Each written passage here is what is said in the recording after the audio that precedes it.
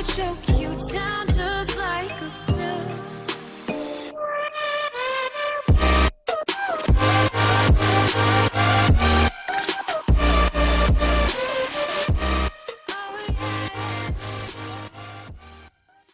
Hey guys and welcome back to Iron Man 2020। वैसे तो ये कॉमिक दूसरी है, लेकिन कहानी आयरन मैन के साथ जुड़ी हुई होने के कारण उसी में दिखानी पड़ रही है। ये है एक ऐसी ऑर्गेनाइजेशन की कहानी जिसका नाम है फोर्स वॉक्स। तो एर्नो स्टार्क और सनसेट बे ने स्टार्क अनलिमिटेड के ऊपर कंट्रोल कर लिया है। उनका काम है आर्टिफिशियल इंटेलिजेंस को नए रूल्स और रेगुलेशंस देना ताकि वो इंसानों को चोट ना पहुंचा सके। इस कारण रोबोटिक कम्युनिटी को एक गलत मैसेज मिलता है। छोटे छोटे रोबोट्स के ग्रुप इकट्ठा होकर टेररिस्ट अटैक करने लगते हैं। इन रोबोट्स को रोकने के लिए मिलिट्री ऑपरेटिव्स का एक ग्रुप सामने आता है जिसका नाम है Force Vox. The island of Lingare, South America. कुछ स्पेनिश सोल्जर्स जंगलों में घुसते हैं। ये कहता है सावधान हो जाओ, हम पास में ही होंगे। दूसरे ने कहा अगर हम इतने ही पास है तो हमें दिखाई देना चाहिए ना। कहते हैं कि इसका साइज एक शहर जितना बड़ा है, अगर हम इसे ढूंढ भी लेते हैं तो हम करेंगे क्या। पहले ने कहा अरे ये सोचो, अगर ये हमें मार डालती है तो हम किस तरीके से जिंदा होकर वापस आएंगे। गैस तभी इन लोगों को दूर एक चीज दिखाई दी। ये एक न्यूक्लियर अटैक था जिसके अंदर ये सारे सोल्जर्स मारे जाते हैं। इधर न्यू जर्सी की एक बिल्डिंग के अंदर एक रोबोट लीडर अपने बाकी साथियों से कह रहे हैं हम 5:23 पे राजधानी में घुसेंगे और हम 9 बजे सुप्रीम कोर्ट पहुंचेंगे। एक बार हम अंदर घुस गए तो हमारा काम है ज्यादा से ज्यादा लोगों को मारना और रोबोट अपराइजिंग की खबर फैलाना। तब तक के लिए हमें यहीं अंदर रुकना है। यहाँ पे हम इंसानों से काफी अच्छे तरीके से छुपे हुए हैं। लेकिन तभी इस रोबोट लीडर के ऊपर एक लेजर हमला होता है जिसमें रोबोट मारा गया। बाहर जिस इंसान ने हमला किया था उसका नाम है सोलो। ये फोर्स वर्क्स में काम करता है। उसने अपने दूसरे साथी से पूछा उनका लीडर मर चुका है लेकिन वे जान चुके हैं कि हम यहाँ पे हैं, क्या मैं अंदर जा सकता हूँ। लेकिन उसके साथी ने कहा रुक जाओ, वहीं रुको और बाहर भागने वाले किसी भी रोबोट को मार देना, हम अंदर जाएंगे। गाइस ये था गॉन्टलेट जो अंदर घुसते ही रोबोट्स के ऊपर हमला करने लगता है। तब एक रोबोट बाहर की तरफ भागने लगा। भागो, वह हम सभी को एक साथ नहीं रोक पाएंगे। लेकिन तब उसके सामने रोडी जोर से लैंड किया। शॉक वेव में ही ये रोबोट दूर जाकर गिरता है। सारे एआई इसी टाइम पे रुक जाओ, तुम यूनाइटेड स्टेट्स के एंटी टेररिज्म एक्ट के खिलाफ जा रहे हो। अगर तुम लोग बात नहीं मानोगे तो मार दिए जाओगे। लेकिन वो रोबोट्स रोडी के ऊपर गोलियां चलाने लगे, इसलिए रोडी भी अपने रिपल्सर्स का इस्तेमाल करता है। सारे रोबोट्स को मारने के बाद उसने स्कैन किया और सोलो से पूछा तुमने यहाँ पे कितनों को गिना था। सोलो ने कहा 8। रोडी कहता है 2 रोबोट्स अब भी जिंदा हैं। तब रोडी ने स्कैन किया कि दोनों रोबोट्स डार्क टेक्नोलॉजी के थे। वो पास के एक कमरे में छुपे हुए थे। रोडी उनको ढूंढ लेता है लेकिन वो रोबोट्स कहने लगे प्लीज दया दिखाओ, तुम हम में से ही एक हो। रोडी कहता है नहीं, मैं इस सूट के अंदर इंसान हूँ। उन रोबोट्स ने कहा टोनी स्टार्क ने सूट बनाया था, उसने मुझे भी बनाया था, प्लीज हमें जाने दो, हम किसी को नुकसान पहुंचाना नहीं चाहते। तब गॉन्टलेट रोडी के पास आया। क्या हो रहा है यहाँ पे। रोडी ने कहा हमें इन दोनों को बंदी बनाना है, ये किसी को नुकसान नहीं पहुंचाएंगे। लेकिन तब वो दूसरा रोबोट बाइनरी लैंग्वेज में बोलने लगता है। गॉन्टलेट पूछते हैं ये क्या कह रहा है। रोडी ने समझकर कहा ये कह रहा है नीचे झुक जाओ। कैसे रोडी तो झुक जाता है, लेकिन उस रोबोट के फटने से जो धमाका हुआ उसमें गॉन्टलेट काफी घायल हो गया। 3 घंटे बाद रोडी इसी बिल्डिंग के पास बैठा हुआ है। तब उसके पास आती है मारिया हिल जो कि इस टाइम पे फोर्स वर्क्स की कमांडर है। वो रोडी से बोलती है तुम इस मिशन को भी नहीं संभाल पाए। रोडी ने पूछा वो लोग कैसे हैं। मारिया हिल कहती है गॉन्टलेट हॉस्पिटल में है, अगले कुछ हफ्तों के लिए वो काम नहीं कर पाएगा लेकिन ठीक हो जाएगा। और सोलो ठीक ही है, लेकिन उसने नौकरी छोड़ दी, उसे नहीं लगता कि तुम्हें टीम में रहकर काम करना आता है। रोडी ने कहा और ये बात कह भी कौन रहा है। सोलो, जिसका नाम ही सोलो है। मारियल कहती है मुझे तुम्हें ये वाला काम करते हुए देखकर काफी अच्छा लग रहा है क्योंकि सुपर हीरो वाला काम तुम्हारे लिए अच्छा नहीं। रोडी ने कहा मैं समझ गया, गवर्नमेंट को रोबोट अपराइजिंग से लड़ने के लिए एक टीम चाहिए और तुम्हें लगा कि मैं जल्दी इस काम के लिए राजी हो जाऊंगा। लेकिन मैं इस काम को करने के लिए इसलिए राजी हुआ हूँ ताकि मैं अपने दोस्त टोनी स्टार्क का सम्मान कर सकूं और उसकी बनाई हुई चीजों की प्रोटेक्शन कर सकूं। मैंने तुमसे कहा था कि मैं इस सूट को फिर से पहनने के लिए तैयार नहीं हूँ। ये काम करते हुए मैं पहले भी मारा जा चुका हूँ। तुम मुझे निकालने आई हो, ठीक है मैं निकल जाता हूँ, लेकिन ये ताने वाने मत मारो और निक फ्यूरी से जाकर कह देना कि मुझे उससे इस बारे में बात करनी है कि वो सूट का इस्तेमाल किसे करने के लिए देता है। मारियल ने कहा नौटंकी मत करो रोडी, मैं तुम्हें काम से नहीं निकाल रही, मैं तो बस तुम्हारा हालचाल जानने आई थी। रोडी ने कहा ठीक नहीं है, अब जाओ यहाँ से। मारियल कहती है एक एजेंट मिसिंग है, फोर्स वर्क को तुम्हारी जरूरत है। 3 घंटे बाद आइलैंड ऑफ लिंगारी से 31,000 फीट ऊपर मारियल टेलीकम्युनिकेशन के थ्रू यहाँ एक प्लेन के अंदर एक हीरो क्वेक से बात कर रही है जो कि अर्थक्वेक पैदा कर सकती है। उस धमाके के बाद आइलैंड से कोई संपर्क नहीं हो पाया, तो हम नहीं जानते एजेंट जॉनसन कि तुम लोगों का सामना किससे हो रहा है। क्वेक कहती है एक न्यूक्लियर बॉम्ब फट जाता है, पूरे देश में अंधेरा हो जाता है और तुम्हारा प्लान ये है कि मुझे और मिस्टर वंडरफुल को सीधे सीधे वहाँ पे भेजना। मारियल ने कहा एक और एजेंट तुम्हारे साथ आ रहा है। क्वेक कहती है बुरी बात है कि उन्हें इस फैंसी प्लेन में ट्रैवल करने का मौका नहीं मिला।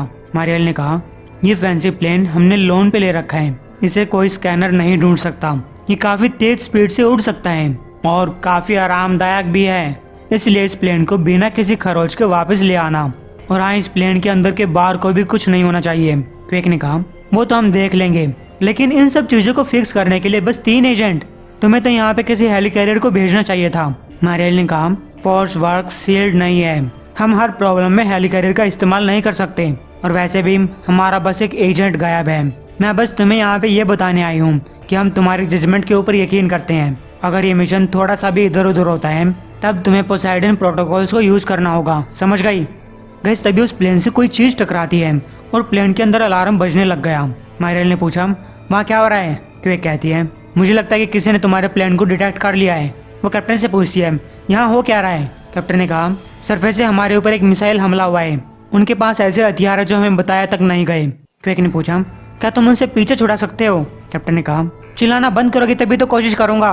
वापस जाओ और सीट बेल्ट बांध लो, और अगर तुम धर्म को नहीं मानती तो कोई भी एक धर्म चुनो और भगवान से प्रार्थना करो। तब उस प्लेन में एक और धमाका होता है। इस धमाके की वजह से क्वेक प्लेन से बाहर निकलकर नीचे गिरने लगती है। गैस डर के मारे उसने अपनी आंखें बंद कर ली, लेकिन तभी रोडी ने उसे गिरने से बचा लिया।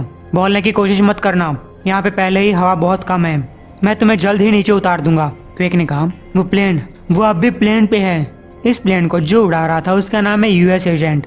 वो प्लेन को सही से लैंड करवाने की कोशिश करता है, लेकिन प्लेन का हैंडल टूट गया। वो क्वेक से कहता है अगर तुम अब भी पीछे ही हो तो नीचे कूद जाओ, मैं तुम्हारे पास नहीं पहुंच पाऊंगा, इसलिए तुम्हें खुद ही प्लेन से बाहर निकलने का रास्ता ढूंढना होगा। उम्मीद करता हूँ कि हम लोग नीचे मिलेंगे। फिर यूएस एजेंट नीचे कूद जाता है। वो पेड़ों के बीच लैंड करता है और अपने आप से कह रहा है मैं इससे भी मुश्किल हालात हैंडल कर चुका हूँ। वो इधर उधर पेड़ों से कई बार टकराकर न्यूचे गिरता है। हालांकि जहाँ वो लैंड हुआ वो नरम धरती थी, इसलिए उसे ज्यादा चोट नहीं आई। कुछ सेकंड्स बाद उसके सांस में सांस आती है। यकीन नहीं हो रहा कि मैं बच गया। मुझे पता था ये काम बहुत आसान होगा, लेकिन तभी वहाँ कुछ लोग आते हैं। उन्होंने एजेंट के ऊपर गन तान ली। खड़े हो जाओ। एजेंट ने कहा हेलो जेंटलमैन, क्या तुम लोग यहाँ पे मेरा स्वागत करने आए हो? गाइस एजेंट शील्ड से उनके ऊपर हमला करने लगता है। मैं तुम्हें एक सलाह देना चाहूंगा। मैं नहीं जानता कि यहाँ आइलैंड पे कैसे काम होता है, लेकिन बहुत से लोगों को पसंद नहीं है कि कोई उनके ऊपर गन ताने। ये तो तुम्हारी किस्मत अच्छी है कि मेरी गवर्नमेंट ने मुझे तुम्हारी कंट्री को बचाने के लिए भेजा है और तुम लोगों को एक सबक सिखाने के लिए। इसके बाद जब तुम लोग जागो तब अंकल सैम और यूएस एजेंट का थैंक्स बोलना। लेकिन तभी उसके ऊपर गोली की बारिश होने लगती है। वहाँ पे कुछ और लोग भी आए। तुम्हारी नौटंकी यहीं खत्म होती है नकली कैप्टन अमेरिका। लेकिन तभी उन्हीं के लोगों में से एक उन्हीं के ऊपर अटैक कर देता है या कर देती है। एजेंट ने इस मौके का फायदा उठाया और इस लड़की की मदद की, और ऐसा करते हुए इस लड़की को एक बार बचा भी लिया। तो हमारा हिसाब पूरा हुआ लड़की। लड़की ने कहा नहीं, अब भी कुछ लोग बाकी हैं। एजेंट कहता है मैं तुम्हारी आवाज को पहचानता हूँ, तो गुड़िया तुम कैसी हो? लड़की ने कहा तुम्हें कैसी लग रही हो? एजेंट कहता है समझ गया, तुम्हें ढूंढना इस मिशन का पहला हिस्सा था, जो कि काफी अच्छा गया। लेकिन लड़की ने कहा मैंने तुमको ढूंढा है, लेकिन तभी क्वेक वहाँ पे आई और इस लड़की के ऊपर हमला किया। एजेंट ने कहा रुक जाओ, ये हमारी साथी है। गैस तभी लड़की अपना मास्क उतारती है और ये थी मॉकिंग बर्ड।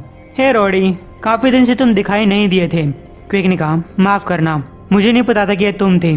मॉकिंग बर्ड कहती है अगर तुम्हें पता चल जाता तो मुझे एक अंडरकवर एजेंट कौन कहता, लेकिन ज्यादा टेंशन मत लो, ये पहली बार नहीं है जब किसी ने मुझे पीटा है। फिर यूएस एजेंट क्वेक से पूछता है क्या तुम मुझे ये बताओगे कि इतने ऊपर से गिरने के बावजूद भी तुम्हारा रायता क्यों नहीं फैला? क्वेक ने कहा कि रोडी ने मुझे बचा लिया था। एजेंट कहता है ये क्या बात हुई, तुमने सिर्फ लड़की को बचाया, अगली बार हम दोनों को बचाने की कोशिश करना। और मैंने तो ये भी सुना है कि तुम यहाँ आने से पहले गॉन्टलेट को रास्ते से हटा कर आए थे, तुम्हें क्या लगा कि मुझे पता नहीं चलेगा? रोडी कहता है इसीलिए सभी लोग तुमसे नफरत करते हैं। तब मॉकिंग बर्ड ने इन दोनों को लड़ने से रोका। वो कहती है मैंने तुम लोगों के साथ काम करना बहुत मिस किया है। रोडी कहता है वेल अच्छी बात है कि हमने अपने मिसिंग एजेंट को ढूंढ लिया, अब बस हमें घर वापस जाने का एक जरिया ढूंढना होगा और शाम होते होते हम सभी अपने बिस्तर में सोएंगे। लेकिन मॉकिंगबर्ड कहती है, ये क्या कह रहे हो, मैं यहाँ छोड़कर नहीं जा सकती। मैंने अभी अपनी इन्वेस्टिगेशन पूरी नहीं की है। जो एक्सपेरिमेंटल न्यूक्लियर वेपन यहाँ पे फटा था वो तो बस शुरुआत थी, यहाँ पे कुछ बहुत बड़ा हो रहा है। रोडी ने कहा, माफ करना बॉबी, लेकिन हमें यहाँ पे तुम्हें ढूंढने के लिए भेजा गया था और हमने तुम्हें ढूंढ लिया, अब जाने का टाइम है। लेकिन यूएस एजेंट ने कहा, असल में ये हमारा पूरा मिशन नहीं है, हमारे ऑर्डर्स थे मॉकिंगबर्ड को ढूंढकर बाहर निकालना, अगर उसका मिशन पूरा हो गया हो। लेकिन लग रहा है कि उसका मिशन पूरा नहीं हुआ है। रोडी कहता है, मैं ये काम करने के लिए यहाँ पे नहीं आया था। एजेंट ने कहा, ठीक है तुम चले जाओ। मॉकिंगबर्ड कहती है, देखो एजेंट सही कह रहे हैं, फोर्स वर्क ने मुझे यहाँ पे भेजा था क्योंकि उन्हें लगा कि यहाँ के आर्टिफिशियल इंटेलिजेंस काफी बड़ा खतरा बन सकते हैं। लेकिन तब रोडी को कुछ आवाज सुनाई दी। सेंसर्स कह रहे हैं कि कोई चीज हमारी तरफ आ रही है, इनकी संख्या काफी ज्यादा है और इनके पास हथियार भी हैं, लेकिन कुछ तो अजीब है। क्वेक पूछती है, आखिर कितने लोग आ रहे हैं। रोडी ने कहा, मुझे नहीं लगता कि ये लोग हैं। गाइस ये लोग आगे चलकर देखते हैं कि ये बहुत सारे डेथलॉक साइबॉर्ग्स हैं। रोडी इनके ऊपर अपनी पूरी ताकत से हमला करने के लिए बोलता है। क्वेक कहती है, लगता है कि मॉकिंगबर्ड सही बता रही थी, यहाँ पे कुछ तो खिचड़ी पक रही है।